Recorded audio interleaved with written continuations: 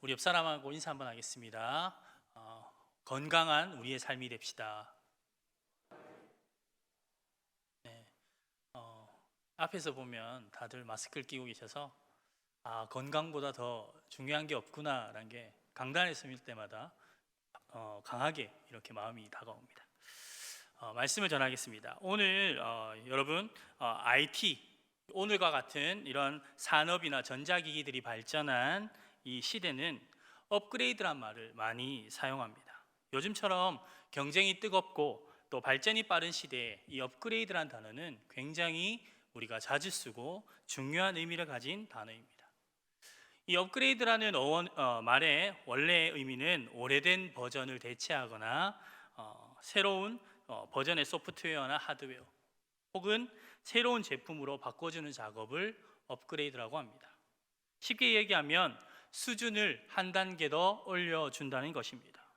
원래는 과학이나 기계적인 부분에서 많이 사용되는 그런 단어지만 이 시대가 되어 업그레이드란 단어는 이 부분을 넘어서 삶의 모든 전반에 두루두루 사용되고 있습니다.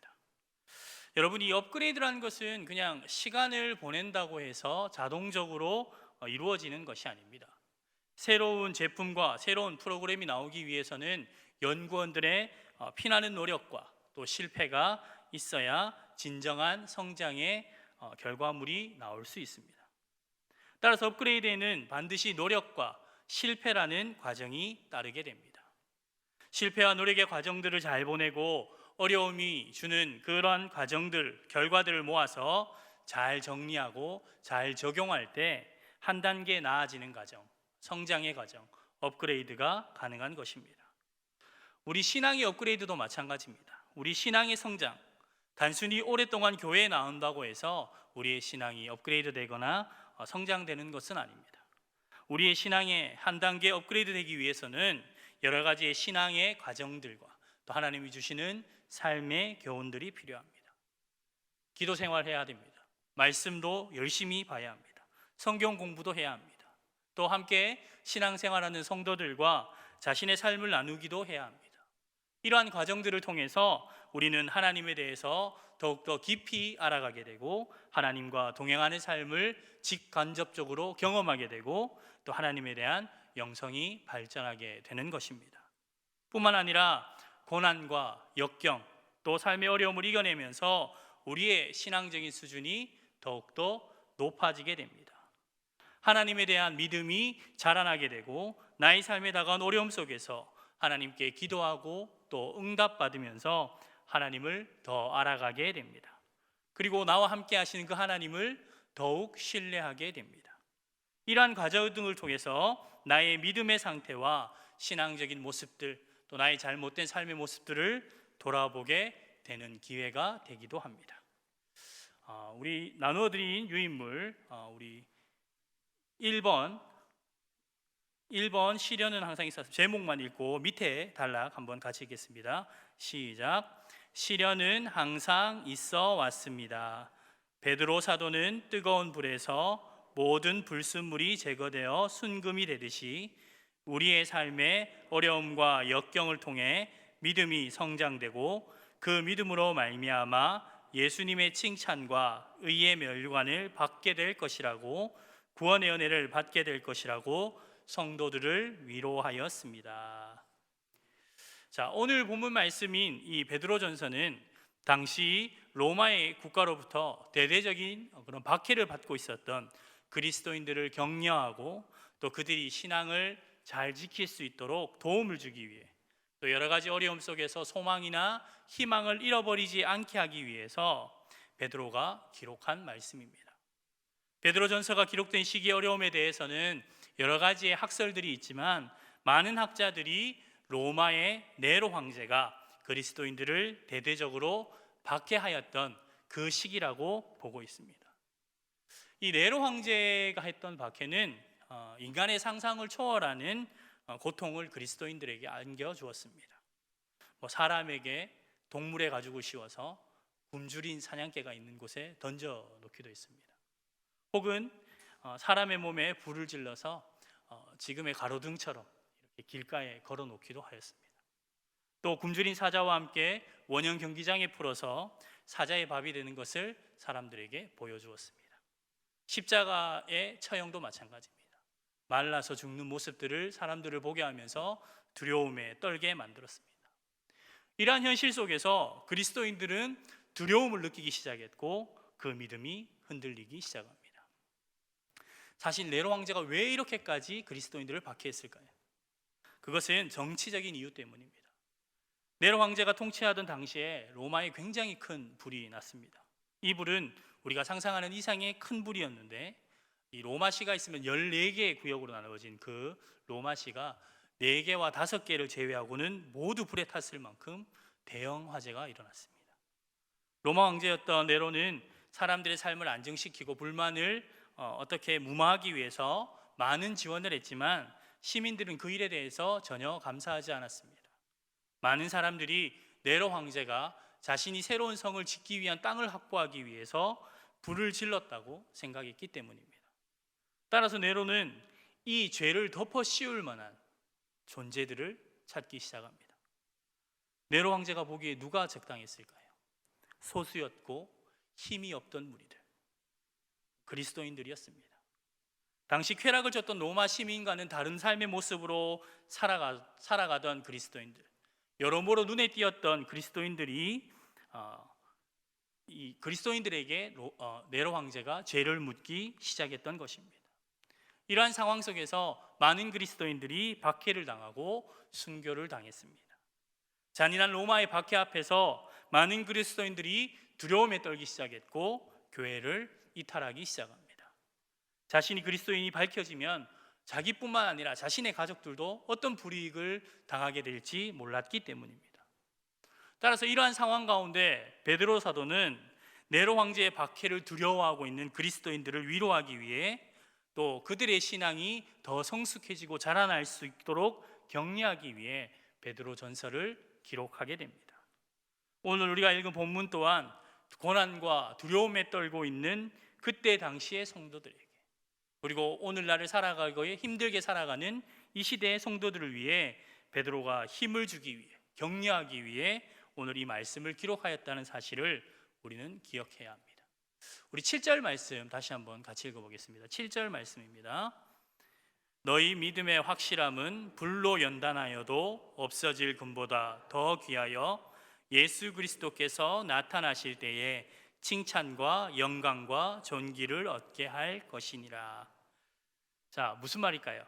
불에서 모든 불순물이 제거되고 순금이 되듯이 우리의 삶의 어려움과 역경을 통해서 우리의 믿음이 더욱더 순수해지고 성숙해질 것이라고 베드로는 이야기하고 있는 것입니다. 이렇게 연단되어지고 순전한 믿음으로 성장한 성도들이 종말의 날에 예수님이 다시 오실 그때에 칭찬과 의의 면류관을 받게 된다고 베드로는 격려하고 있는 것입니다. 그뿐만이 아닙니다.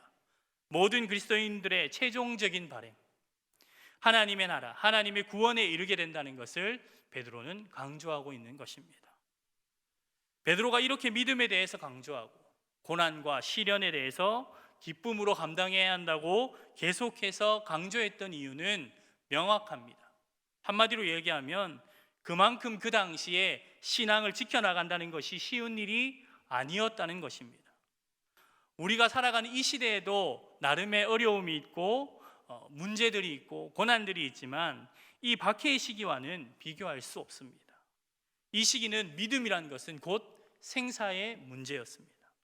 따라서 박해의 위협 앞에 교회를 떠나는 사람들이 빠르게 생겨나기 시작합니다. 교회를 배신하여 같이 신앙생활하던 사람들을 고발하는 배교자들도 나타나게 됩니다. 하지만 이러한 어려움에도 불구하고 자신의 신앙을 지키면서 그 믿음이 더욱 확고해지고 성장한 사람들도 있었습니다. 순교와 박해를 묵묵히 받아들인 사람들이 있었습니다. 자신을 박해하는 자들을 위해, 또 자신을 배신하고 로마 당국에 고발한 그런 사람들을 위해 기도하던 사람들이 있었다는 것입니다. 그들로 인해 우리 기독교 신앙이 아직까지 이어올 수 있었고, 그 순교자의 피로 인하여 하나님의 말씀이 오늘 살아가는 우리에게까지 올 수 있었다는 사실을 여러분 기억하시기 바랍니다. 우리 오늘 나누어 주신 유인물 2번 제목 읽고 또 두 번째 단락 함께 읽도록 하겠습니다. 2번 제목 읽습니다. 시련은 사람을 성장시킵니다. 우리 두 번째 단락입니다. 고난은 우리에게 여러 가지 교훈을 깨닫게 합니다. 또 흔들리지 않는 목표와 단호한 결의를 가지게 합니다. 무엇보다 우리의 삶을 붙들어 주시는 하나님을 바라보게 합니다. 그로 인해 신앙을 더욱 성장시키는 것입니다. 여러분, 김경호라는 가수를 아시나요? 제가 아주 좋아하는 가수입니다. 나는 가수다에서 막 긴 머리를 이렇게 휘날리면서 파워풀하게 노래하던 록 가수였습니다. 이 김경호라는 가수가 가장 인기가 많았던 시기가 언제냐? 바로 제가 고등학교 다닐 때 그 시기에 굉장히 인기가 많았습니다. 앨범마다 굉장히 높은 판매율을 기록했고, 또 저를 포함한 많은 남학생들이 신곡만 나오면 노래방에 달려가서 되지도 않는 그 고음을 낸다고 소리를 지르면서 노래를 불렀던 추억의 인물입니다. 이렇게 인기가 많았던 김경호 씨가 어느 날 자취를 감추게 됩니다. 그 이유는 갑자기 찾아온 그의 희귀한 병 때문입니다. 그는 젊은 나이에 대퇴골 무두혈성 괴사증이라는 병에 걸리게 됩니다. 이 병은 뼈가 괴사되는 증상을 보이는 병, 혈액순환이 잘 되지 않아서 쉽게 얘기하면 엉덩이 뼈가 썩어 들어가는 병입니다. 따라서 그는 이 병을 앓게 되자 더 이상 가수의 활동을 할 수 없게 됩니다. 그때 이후에 이 일반 가수 발라드의 시대가 저물고 아이돌의 시대가 오면서 그가 하는 음악은 점점 설자를 잃어갔고 결국 그의 음악의 인생에는 절대절명의 위기가 찾아오게 됩니다. 하지만 그 어려운 시기를 통해 이 김경호 씨는 자신이 음악을 얼마나 사랑하는지, 무대 위에 올라가서 노래를 한다는 사실이 얼마나 감사한 것인지 소중한 것인지 깨닫게 됩니다. 그의 앞에 찾아온 병과 힘든 시기로 인해 그는 더욱더 애절하고 호소력이 있는 목소리로 변화되게 됩니다. 결국 그는 예전에 유행했던 나는 가수다라는 그 프로그램을 통해서 그의 음악적인 능력을 인정받게 됩니다. 그는 그때 당시 최고라고 불리던 임재범 씨를 누르고 경합에서 1위를 하게 되고 또 한 라운드에서 연속 2번 우승했던 최초의 사람이 되고 또 가장 많은 우승을 거머쥐고 명예 졸업이라는 대기록을 세우게 됩니다. 그는 이길 수 없을 것 같은 그런 위기를 극복하고 제2의 전성기를 누리게 된 것입니다. 하지만 만약에 그에게 승승장구만 하고 절대절명의 어려움과 위기가 없었다면 그는 성장한 실력으로 노래할 수 없었을 것입니다. 그는 어려움을 통해 노래에 대한 간절함을 더 가지게 되었고 이러한 간절한 마음이 그를 더더욱더 열심히 연습하게 하였고 자신의 삶의 모든 순간을 소중하게 생각하게 만들었고 하루하루를 철저하게 관리하도록 만들어준 것입니다. 사랑하는 성도 여러분, 이 고난이라는 것은 우리 인간에게 어려움만 주는 것이 아닙니다. 고난은 사람을 성장시킵니다. 아무런 어려움 없이 편한 길만 걸어온 사람은 자그마한 어려움과 시련에도 무너지게 됩니다. 하지만 어려움에 그 많은 문제들을 경험하면서 살아온 사람들은 시간이 지나면 지날수록 그의 생명력과 정신력이 더욱더 성장하게 됩니다. 더욱이 하나님이 인간에게 계획을 세우고 주신 시련이라면 우리의 삶을 더욱더 성장하게, 더욱더 훌륭하게 업그레이드해 주실 것입니다. 뿐만 아니라 고난을 통해 우리는 어려운 환경이 주는 여러 가지 교훈들을 배울 수 있습니다. 또 어려운 시련을 이기기 위해서는 이 목표가 뚜렷해야 하는데 그 흔들리지 않는 단호한 결의라는 것을 우리가 가지게 됩니다. 따라서 사도 베드로는 우리에게 주어지는 고난과 어려움에 대해서 불순물을 태우기 위해 불로 들어가는 순금으로 비교한 것입니다. 그리고 불과 같은 고난에서 업그레이드된 우리의 믿음은 없어질 금보다 훨씬 더 귀중하다고 그리스도인들을 격려하였습니다. 바라기는 강남교회 모든 성도들이 우리에게 허락하신 이 어려움의 시간들을 두려움과 염려의 마음으로 보내는 것이 아니라 더 좋은 것으로, 더 온전한 것으로 채우시는 하나님의 손길을 바라볼 수 있는 믿음의 눈을 가지고 살아가는 시기가 될 수 있기를 주님의 이름으로 축원합니다. 우리 3번 우리 제목만 읽어보겠습니다. 3번 제목만 읽어보겠습니다. 고난을 주시는 이유는 반드시 있습니다. 여러분, 고난이 왜 찾아올까요? 예수님께서 사역할 당시 사람들은 자신의 삶에 찾아온 고난들을 보면서 죄에 대한 결과, 하나님의 징벌이라고 생각한 사람들이 많았습니다. 고난을 마치 하나님의 저주나 우리가 신앙생활을 잘못해서 하나님이 나에게 내린 벌이라고 생각한 것입니다. 하지만 예수님께서는 그러한 고난에 대한 생각을 잘못된 것이라고 말씀하고 있습니다. 우리 화면을 보시면 누가복음 나올 텐데요. 우리 화면에서 누가복음 13장 4절 말씀 한 목소리로 읽어보겠습니다. 시작. 실로암에서 망대가 무너져 치어 죽은 18사람이 예루살렘에 거한 다른 모든 사람보다 죄가 더 있는 줄 아느냐. 자, 예수님께서는 이 고난이란 것은 죄 때문에 오는 것이 아니라 누구에게나 찾아오는 것이며 또 인간의 생각을 넘어선 하나님의 계획이라고 말씀하고 있는 것입니다. 하나님께서 자신의 말을 듣지 않는 사람, 죄를 지은 사람에 대해서 저주로서 어려움이 찾아오는 것이 아니라는 것을 예수님께서 이야기하고 있는 것입니다. 우리가 이 고난에 대한 올바른 이해가 없다면 어려움이 다가올 때마다 하나님을 두려워하고 하나님을 어려워하고 하나님을 원망할 것입니다. 하나님을 떠나게 될 것입니다. 하지만 하나님의 그 뜻을 잘 발견하고 하나님의 마음을 잘 알 수 있다면 우리가 이런 고난과 시련 가운데서 믿음을 포기하거나 믿음을 떠나는 어리석은 행위를 하지 않게 되는 것입니다. 사랑하는 성도 여러분, 고난과 어려움은 누구에게나 찾아옵니다. 믿음 생활 잘한다고 해서 모든 일이 형통하고 좋은 일만 있고 승승장구하는 것이 아니라는 것입니다. 베드로의 전서에서 나타나는 고난은 초대교회 교인들이 무엇인가 잘못해서 무엇인가 문제가 있어서 그들에게 일어난 일이 아닙니다. 하나님께서 저주하셔서 그런 고통스러운 어려움의 시간이 그들에게 다가온 것이 아니라는 것입니다. 우리가 살아가는 모든 순간에 또 모든 사람에게 시련이나 고난은 언제든지 찾아올 수 있습니다. 그런데 여러분, 믿음이 있느냐 없느냐, 믿음의 유무는 고난 속에서 우리가 어떻게 반응하냐에 따라 구분할 수 있습니다. 우리의 신앙은 우리에게 다가온 그 고난을 극복하는 모습 속에서 신앙이 있는지 믿음이 없는지 그것을 확인할 수 있다는 것입니다. 고난을 당할 때 하나님에 대한 믿음이 없는 사람들은 절망하거나 때로는 포기합니다. 하지만 하나님을 향한 믿음이 있는 사람들은 하나님의 계획을 바라보며 묵묵히 하나님의 말씀을 따르고 기도하는 삶을 선택합니다.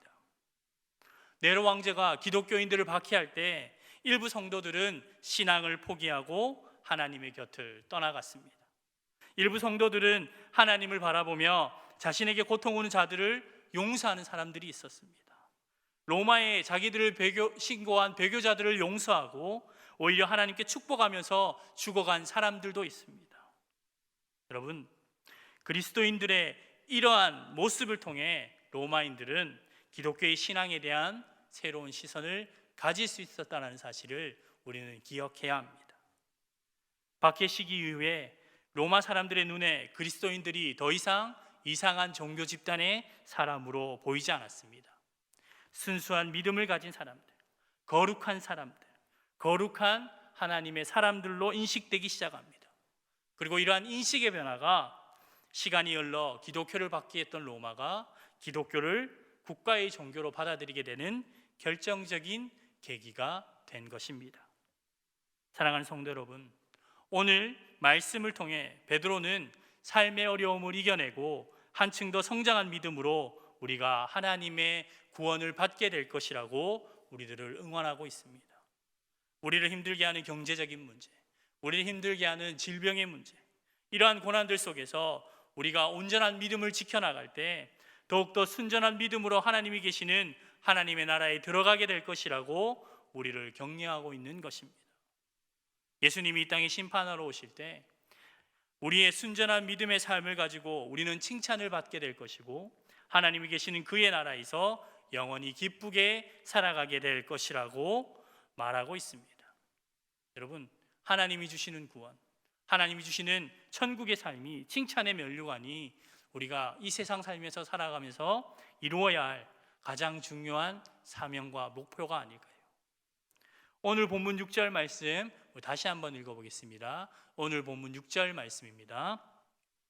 그러므로 너희가 이제 여러 가지 시험으로 말미암아 잠깐 근심하게 되지 않을 수 없으나 오히려 크게 기뻐하는도다.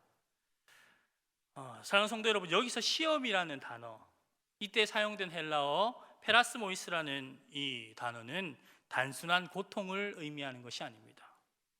이 한층 더 상위의 단계로 나아가기 위해 거쳐야 할 시련의 과정을 이야기합니다. 마치 매미가 성충이 되기 위해서 7년이란 시간을 땅속의 어두운 곳에서 머무는 것과 비슷합니다. 7년을 기다리고 나서야 하늘을 날아다니고 짝짓기를 하고 자유를 누리게 되는 것입니다. 여기서 베드로가 교훈하고자 하는 성장의 목표는 무엇일까요? 앞에서 이야기했지만 완성된 구원을 이야기하고 있습니다. 우리는 완성된 구원으로 나아가기 위해 우리에게 다가오는 시련을 피하거나 포기해서는 안 됩니다. 숨는 것이 아니라, 겁먹는 것이 아니라, 떠나는 것이 아니라 우리에게 다가온 그 시련을 믿음 안에서 당당히 맞서야 하는 것입니다. 우리를 살피는 그 하나님의 눈, 하나님의 그 팔을 의지하면서 기도하고 하나님에 대한 믿음을 우리가 지켜나가야 하는 것입니다. 결국 우리의 믿음이 성장하기 위해서는 하나님이 주시는 고난과 어려움을 말씀과 기도로 이겨내야 합니다. 버텨내야 합니다. 하나님 우리에게 주시는 믿음, 하나님이 함께 하심으로 우리에게 주시는 확신을 가지고 우리가 이 어려운 상황들을 극복해야 한다는 것입니다. 시험과 고난은 하나님이 주시는 저주도 아니고 하나님께서 우리를 돌보시지 않아서 일어나는 일도 아닙니다. 하나님이 우리를 떠난 것은 더더욱도 아닙니다. 지금 우리에게 다가온 고난, 그 모든 것은 우리가 더 한 단계 성장하기 위한 하나님이 주시는 시험의 과정입니다. 하나님의 계획 속에서 이루어지시는 하나님의 시험, 하나님의 테스트인 것입니다. 이 고난과 어려움의 시기를 잘 이겨내고 그 속에서 하나님의 뜻과 계획을 바라볼 수 있다면 지금 우리 앞에 펼쳐진 이 많은 어려움과 특별히 질병으로 인한 이 어려움의 시기들은 더욱더 순수한 믿음으로 나아가기 위한 하나님의 과정임을 우리가 깨닫게 될 것입니다. 사랑하는 성도 여러분, 마지막으로 강영우 박사님에 대한 이야기를 좀 나누고 말씀을 정리하도록 하겠습니다. 여러분, 이 강영우 박사를 아십니까?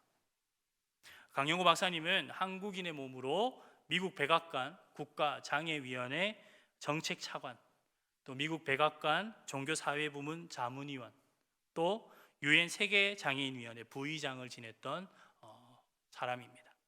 그는 14살 때 축구를 하다가 앞을 볼 수 없는 부상을 당하게 됩니다. 그때부터 그는 인간으로서는 버티기 힘든 많은 어려움의 시련을 겪게 됩니다. 한참 예민한 시기, 14살 사춘기의 시절에 눈을 잃었고 그 사고 전후로 아버지와 어머니를 여의게 됩니다. 특히 어머니는 아들이 더 이상 앞을 볼 수 없다라는 그 충격에 빠져서 시름시름 약해지셨고 결국 목숨을 잃게 됩니다. 부모님이 다 돌아가시게 되자 장녀였던 누나가 가장의 일을 감당하게 됩니다. 누나는 17살의 나이로 동생들을 지키기 위해서 봉제 공장을 다니며 열심히 일을 했는데 그것도 16개월 만에 과로로 죽게 됩니다. 강영우 박사는 이 당시에 모든 것을 잃어버렸습니다. 눈도 잃어버렸고 건강도 잃어버렸고 부모님도 잃어버렸고 마지막으로 자신이 의지할 수 있었던 누나도 잃어버렸습니다. 그리고 자신이 이제 동생을 돌볼 수 있는 것이 아니라 그 동생들 또한 뿔뿔이 흩어져야 했습니다. 자신은 맹인이었기 때문에 재활원으로 가야 했고 동생은 철물점으로 팔려가고 막내 동생은 보육원으로 가야 했습니다. 그리고 그는 맹인으로 살아가기 위해서 안마를 배우게 되는데 그때 당시에는 정말 하나님이 자신을 버렸다라고 생각을 했다고 합니다. 정말 10대 소년이 감당하기에는 너무나 힘들고 어려운 그런 일들이 강영우 박사의 삶을 괴롭히고 있었습니다. 그런데 절망에 빠져있던 그 강영우 박사는 한 라디오 방송국에 방송을 듣게 되고, 그때 당시 인생 상담을 하는 목사님을 찾아가게 됩니다. 그리고 자신의 삶을 두고 하나님이 있느냐 없느냐 이 목사님과 상담을 하게 되었고, 목사님과 이야기를 하면서 그의 신앙이 조금씩 회복되기 시작했다고 합니다. 하나님과의 관계가 회복되기 시작한 것입니다. 하나님을 원망하던 마음이 사라지고 다시 하나님을 의지하게 되고, 절망밖에 없었던 그의 삶에 소망이라는 단어가 들어오기 시작하게 됩니다. 자신을 가로막던 그 시련을 이제 믿음이 있고 소망이 있으니 극복하고자 노력하였습니다. 누구보다 열심히 공부했습니다. 결국 그는 연세대에 입학하게 되었고, 여러 가지 재단의 도움을 받아 미국으로 유학을 가게 됩니다. 이때 당시는 일반 사람들도 유학을 가기 어려웠던 시절이었다고 합니다. 그리고 그는 이후에 피츠버그 대학에서 교육철학 박사 학위를 받게 되고 교수로 일하게 됩니다. 그리고 특수교육국장, 백악관의 국가장애인 정책위원, 그리고 세계인 장애인위원회 부의장을 역임하게 되면서 그의 인생은 전혀 다른 방향으로 변화되게 됩니다. 화면 한번 띄워주시겠어요? 자, 영어입니다. God is nowhere. 하나님은 없다, 어디에도 없다라는 뜻입니다. 그런데 저기서 W자를 한 칸만 옆으로 옮기면 God is now here이 됩니다. 하나님은 지금 여기 계신다는 겁니다. 이 강영우 박사는 God is now where이라는 이 단어에 한 글자만 옮기면 God is now here, 우리와 함께 하신다는 것이 된다고 입버릇처럼 말하고 다녔다고 합니다. 제가 신학교 학부 시절 저희 학교에 특강을 하신 적이 있는데, 그분은 저희들에게 이렇게 말씀하셨습니다. 네, 화면 내려주셔도 됩니다. 네. 저는 굉장히 노력하면서 살았습니다, 이렇게 얘기했어요. 하지만 그 노력만으로 저는 이렇게 성공한 삶을 살 수 없었습니다. 하나님께서 도와주시고 함께 하시기에 이 어려움의 시기를 극복하고 성공할 수 있는 길을 찾을 수 있었습니다. 하나님이 내시는 길을 발견할 수 있었습니다. 나의 눈을 앗아가신 것도 하나님의 계획이고, 가족들을 먼저 데려간 것도 하나님의 계획이었습니다. 이렇게 우리 신학생들에게 말씀해 주셨습니다.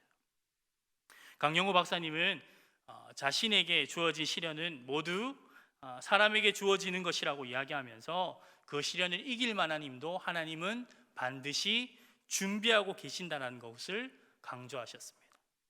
사랑하는 성도 여러분, 우리가 하나님께 기도하고 하나님의 말씀을 보고 하나님을 찬양하면서 믿음 생활하는 이유는 우리가 고난을 피해 좋은 길로 가기 위함이 아닙니다. 어려움과 고난을 이겨내기 위함이고, 고난 속에서 하나님의 뜻을 발견하기 위함이고, 그 고난에 주시는 교훈들을 발견함으로 우리의 믿음과 삶이 더욱더 성장하기 위함입니다. 업그레이드는 가만히 있는다고 일어나지 않습니다. 피와 땀이 있어야 합니다. 어려움의 고통의 과정들을 지나서 하나님이 주시는 교훈들을 발견하고 그 교훈들을 가지고 기도하고 하나님 앞에 더욱더 매달리는 우리의 삶의 모습 가운데 우리의 믿음이 더욱더 성장되는 것입니다. 우리가 어디까지 성장해야 할까요? 궁극적으로는 하나님이 우리에게 주신 온전한 구원의 자리까지입니다. 지금 나에게 주어진 시련과 고난이 너무 힘들고 무겁게 느껴질 수도 있습니다. 하지만 하나님께 기도하고 간구함으로 묵묵히 우리는 그 자리를 지켜야 하고 이겨내야 합니다. 고난 가운데 주시는 그 하나님의 은혜를 우리가 교훈으로 발견하고, 또 육적으로 영적으로 또 우리의 삶의 태도까지 하나님이 내시는 길을 기대하며 걸어갈 수 있는 저와 여러분의 삶이 되기를 주님의 이름으로 축원합니다. 기도하겠습니다.